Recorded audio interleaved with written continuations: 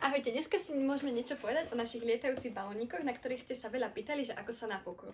Máme veľkosti S, M a naše najväčšie L, ktorý vyzerá takto.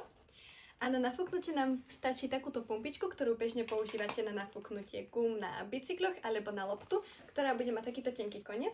Vložíte si to medzi nohy, podchytíte si spodok a vložíte pumpičku na vrch balóna a začnite pumpovať.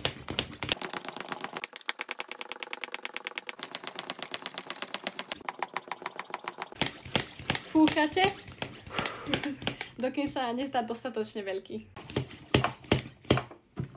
No, keď už máme všetky balóny nafúkané, toto je náš najväčší L-kový, tuto máme v porovnaní s M-kovým a tento malinký S.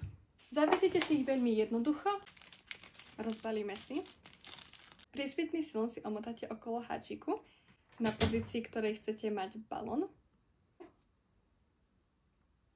a prilepíte vrchnú časť o stenu.